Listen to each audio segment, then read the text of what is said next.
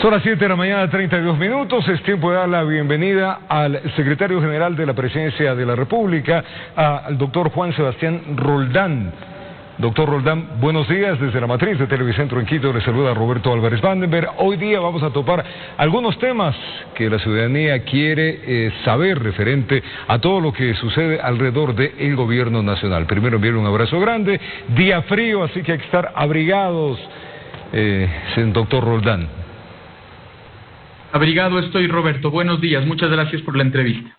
Gracias, doctor Roldán. Este viernes hay audiencia de apelación a la sentencia por lo cohecho en el caso Sobornos, que condenó al expresidente Correa pues a 8 años de cárcel. ¿Qué espera que sucede? ¿Qué piensa el gobierno nacional con esto?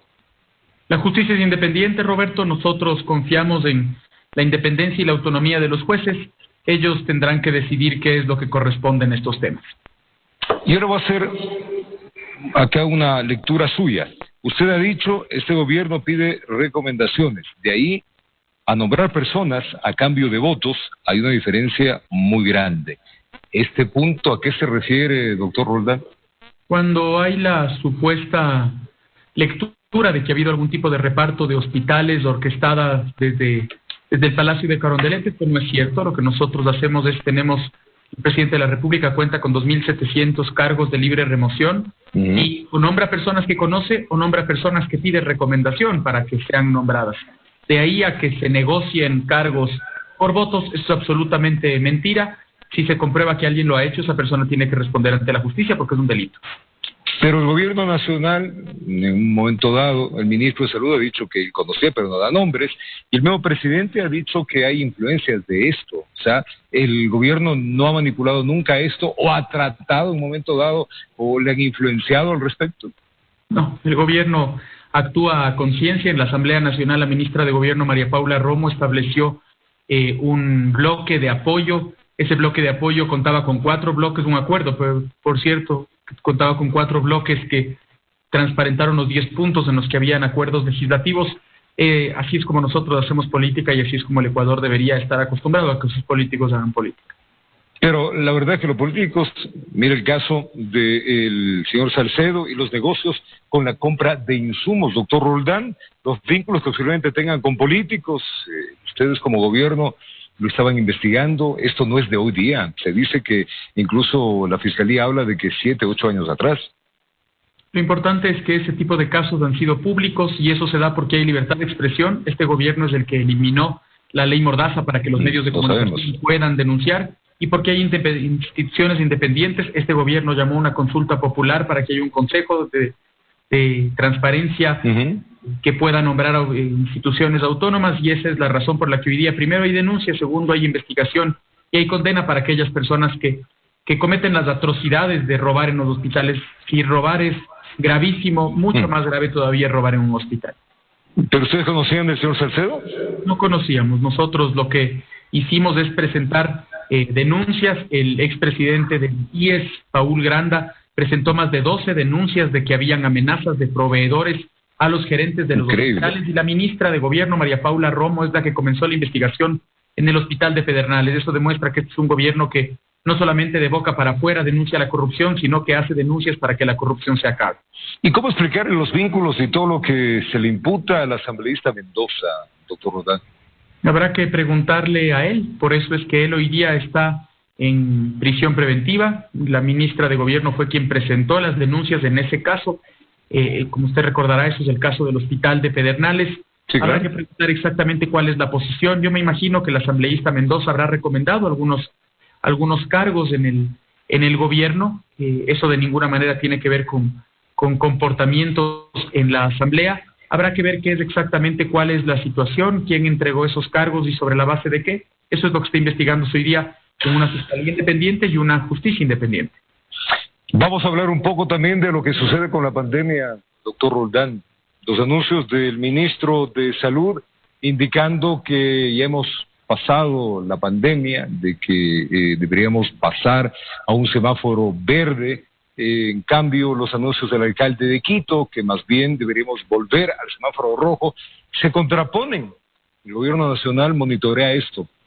¿Qué nos puede decir? Ayer el ministro de Salud hizo una presentación en el marco del Consejo de Seguridad Pública y del Estado, es el órgano más importante del Estado para temas de seguridad, y el lunes también le hizo una presentación específica al presidente de la República. Fue el presidente quien le pidió al ministro que haga la presentación en el COSEPE para todas las autoridades del Estado, porque para nosotros es fundamental que se vea que estamos monitoreando día a día tanto utilización de camas, de hospitales, cómo están los insumos básicos, cómo estamos de fallecidos en cada una de las ciudades, y aún en las ciudades que han pasado más difícil, como Quito, tenemos todavía cabida en los hospitales.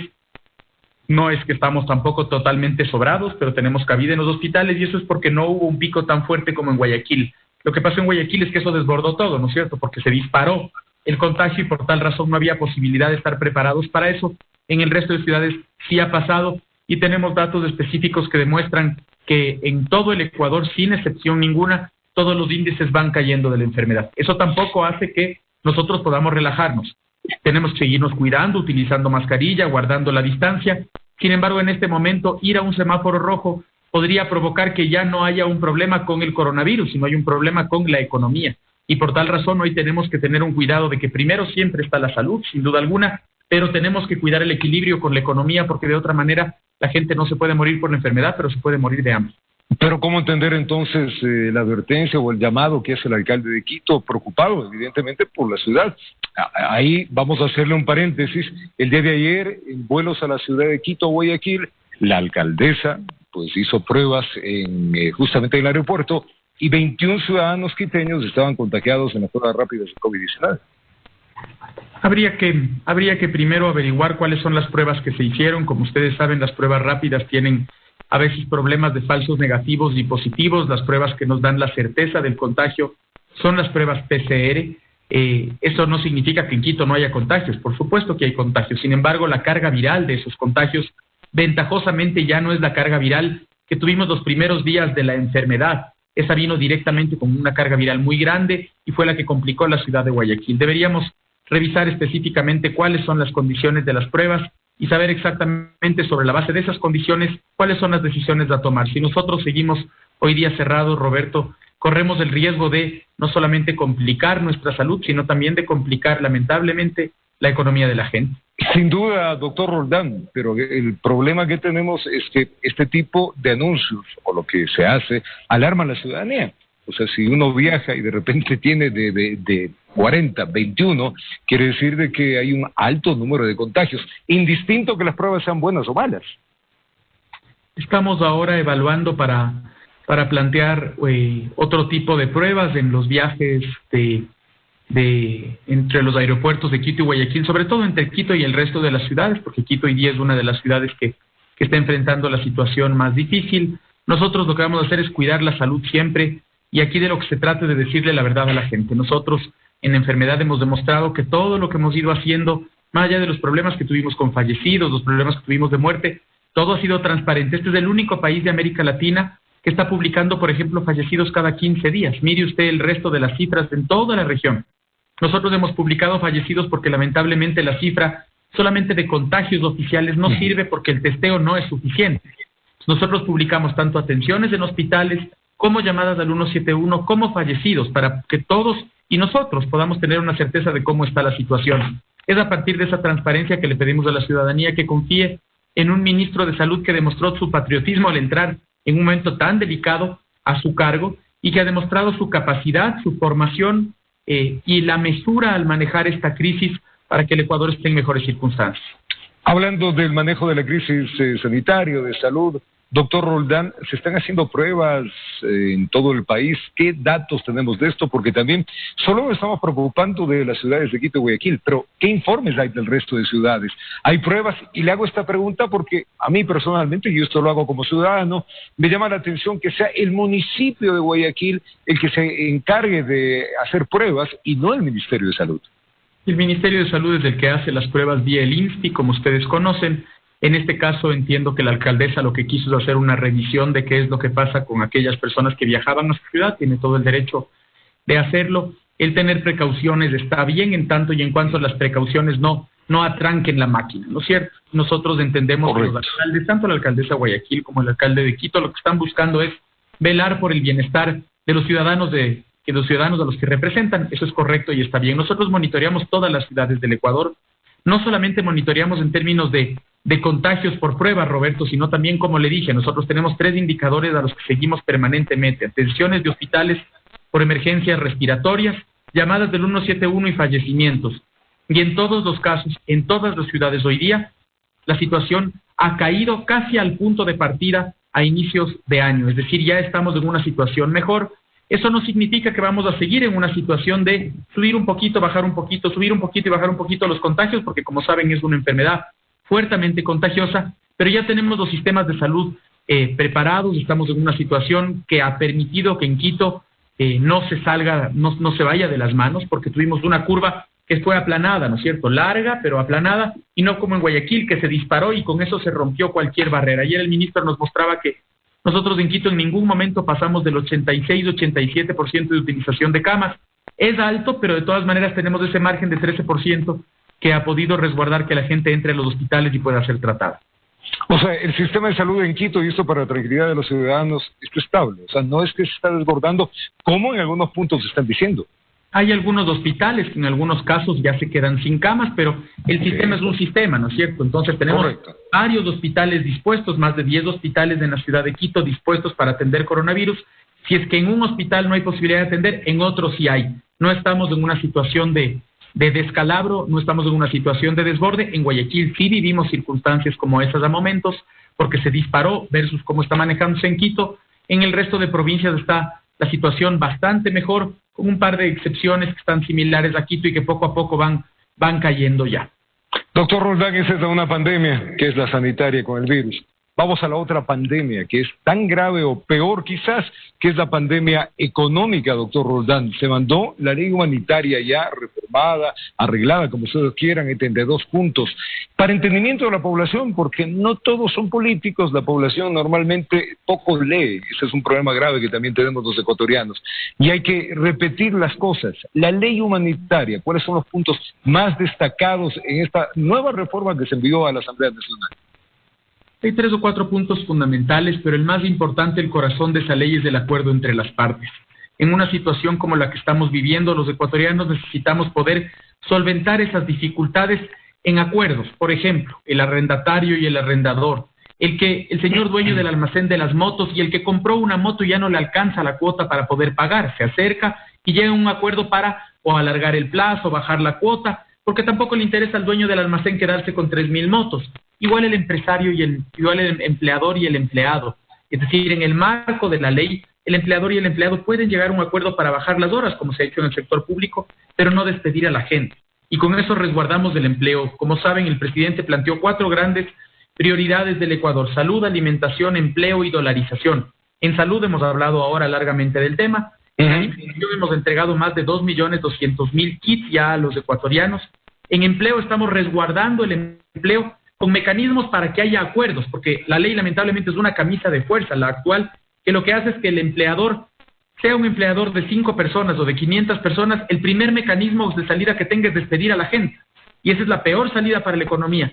Y por último, resguardar la dolarización, que me adelanto, es lo que nosotros buscamos hacer con, por ejemplo, la ley de finanzas públicas, que transparenta las cifras, pone ciertos topes al manejo de los gastos, tanto del gobierno central como de los gobiernos locales y las otras entidades vinculadas al sector público, y eso permite que los ecuatorianos tenamos la tranquilidad de que estamos cuidando las 4 áreas: salud, alimentación, empleo y dolarización. En el tema de las finanzas públicas, que es muy delicado, en estas reformas que se plantean, ¿cuáles son igualmente los puntos que usted habla referente justamente al manejo? Porque hemos visto, a ver, doctor Roldán, hemos visto como esta pandemia, nuestra plata se ha ido por el aire justamente con la cantidad de robos que existían. Aquí lo más importante es la transparencia. Transparencia con 2 ejemplos específicos. Antes, el ministro de Finanzas podía presentar un presupuesto, pero luego durante el año podía moverse en el 15% en ese presupuesto. Ahora lo que hemos planteado nosotros como gobierno, imagínense, es que no se pueda mover más del 5%, es decir, que ya no podamos ir moviendo hacia donde sea el presupuesto, sino que si la Asamblea presenta un presupuesto que si va hacia un puerto, ese es el puerto al que va el presupuesto y punto. Y en ese mismo sentido hay limitaciones en el gasto, tanto para el gobierno central como para otras instituciones, siempre precautelando que no importa quién sea quien gobierne, las finanzas de los ecuatorianos estén cuidadas. Y deben ser muy bien cuidadas, porque hemos visto que, lamentablemente, cómo ha volado la plata nuestra en esta emergencia. Hace un momento usted habló, doctor Roldán, y vamos a ampliar un poco más de esto, el tema laboral, que es otro de los puntos que les preocupa muchísimo a los ecuatorianos. Con estos cambios, ustedes plantean la ley laboral o la reforma laboral a un código que ya tiene muchos años, ¿se quedaría quieto? Lo primero es permitir que haya acuerdos entre las partes, siempre con limitaciones. Ese acuerdo entre las partes no puede de ninguna manera y en ningún caso bajar el sueldo básico. Es decir, el sueldo básico es del tope hacia abajo que existe en resguardo de los trabajadores. Pero al mismo tiempo en ese acuerdo, si es que el empleador y los empleados llegaron a un acuerdo, el empresario no puede cobrar utilidades. Mientras se mantenga esta situación, él no gana utilidades y los empleados hacen un esfuerzo. Cuando quiera volver a cobrar utilidades, tiene que volver al régimen laboral anterior. Es decir, esto va a beneficiar para que dentro de la difícil situación que estamos viviendo podamos procesar las cosas en conjunto para fluctuar con la economía. Mientras estemos abajo, todos vamos a hacer un esfuerzo. Cuando vayamos subiendo, todos vamos a subir de nuevo. Pero la intención es que no haya más despidos. Ya tenemos cientos de miles de despidos. Este es un país en el que es tan fuerte la indemnización de salida que los empresarios luego dudan mucho de volver a contratar a la gente, y en una economía que quiere salir adelante lo que necesitamos es mucha gente empleada para que esa mucha gente pueda gastar y eso dé empleo a otras empresas. Si es que se cae el empleo fuertemente, corremos el riesgo de pasar una situación muy difícil, y por eso el empeño del gobierno es que el empleo se precautele, se cuide, y por eso también sacamos el crédito Reactívate Ecuador, para que aquellos que lleguen a este acuerdo sean los beneficiarios de un crédito del 5%, 36 meses plazo con 6 meses de gracia. Ya vamos a topar ese tema, pero entonces no hay reforma laboral. Por lo pronto nosotros estamos enviando esta como el primer proceso de un acuerdo laboral. O sea, el primer paso. Por lo pronto no hay, sí. Habrá que ver qué es lo que pasa durante este año para tomar una decisión al respecto del tema laboral. En las ayudas a las empresas, doctor Roldán, si bien es cierto, hay una cantidad de solicitudes, pero muchas se quejan de que la tramitología es bastante larga. Sí, lamentablemente para obtener un crédito las personas y las empresas tienen que probar que tienen la capacidad para el repago. Nosotros no tenemos el dinero como para poder entregarle el dinero y que no importe a dónde va ese dinero. Los bancos, y en este caso el Banco del Pacífico, que es quien está canalizando este crédito específicamente, revisa cuáles son las características y cuáles son las posibilidades de repago del crédito. Esperamos poder ir entregando este crédito lo más rápidamente posible. Tenemos solicitudes por más de 500 millones de dólares ya. 500 millones de dólares. Esperamos que esto pronto se revierta a una economía que necesita eso pronto. Es que si no se da ese dinero, doctor Roldán, las buenas intenciones del empleo no va a funcionar. O sea, así de claro. Empresa que no tiene plata no puede pagar a sus empleados. El resultado de eso es, muchas gracias, tome asiento. Así es, hemos aprobado ya más de 82 millones de dólares, se han entregado más de 82 millones de dólares en los créditos. Todavía falta mucho, es lo que podemos hacer. Nosotros habíamos planteado en la ley anterior, no se pudo dar porque la Asamblea no lo aprobó, para que vea usted que no hay tal cosa como reparto de cargos, porque hemos perdido 2 leyes en 4 meses, hemos perdido 2 juicios políticos en 6 meses. Hemos logrado ya entregar más de 80 millones de dólares y lamentablemente no pudo pasar la norma en la que nosotros pedíamos que los que más tengan más aporten. Ese fue un tema que la Asamblea no lo apoyó. Y pero eso lo van a hacer vía decreto. Millones de dólares más a este crédito específicamente. Esto que me acaba de decir lo van a hacer vía decreto. O sea, las empresas que no han sufrido y personas naturales sobre los que ganan $5,000, ¿va por vía decreto? Lo que vamos a hacer es adelantar impuestos, pero es distinto. Lo otro era una aportación específica de aquellas empresas que habían vendido, que habían ganado más de $1 millón hace 2 años. Eso no pasó en la Asamblea. Sin duda para nosotros fue una decepción, porque nosotros creemos que personas que ganaron más de $1 millón podrían apoyar. No sucedió, no insistimos. Hoy vamos a pedir un adelanto, como usted bien dice, al impuesto a la renta para aquellas empresas que ganan más de $5 millones que no se han perjudicado durante la pandemia, porque tampoco queremos generar que les pedimos un aporte y a cambio del aporte voten gente, ¿no? Esa no es la intención. O sea, y chao la gente. Exactamente, pero vamos a pedir sí a los que han podido salir bien de esta situación, que apoyen a los ecuatorianos para volver a poner tanto en temas de créditos como los que acabo de plantear, como en kits alimenticios. Ya entregamos 2.200.000 kits, pero por supuesto es mucha la gente que ha pasado por una situación. Hay que seguir con esto. Hay que seguir. Doctor Roldán, ¿de cuánto es el adelanto del impuesto a la renta? En eso estamos todavía. Estamos por entregarlo, pronto se hará público el decreto ejecutivo con... Pero más o menos un pequeño adelanto para que el golpe no sea tan fuerte. Esperemos que sea lo más bajo posible para las personas que están preocupadas. Doctor Roldán, hay que mandarle un abrazo grande. Gracias por contarnos todo lo que está pasando alrededor del gobierno, todo lo que se está haciendo y claro, los momentos complicados que todos estamos viviendo. Pero como yo le digo acá siempre, hay que empujar, aupar la esperanza y la fe para sacar el barco todos, doctor Roldán. Muchas gracias, Roberto. Le agradezco mucho por su entrevista. Hoy al Ecuador le corresponde tener la esperanza de salir adelante. Sabemos vivir en crisis, la mayoría de ecuatorianos hemos vivido en crisis en nuestras vidas y en la crisis hay una sola fórmula: esfuerzo, sacrificio y horizonte. Saber a dónde vamos y hacer un esfuerzo y un sacrificio para llegar.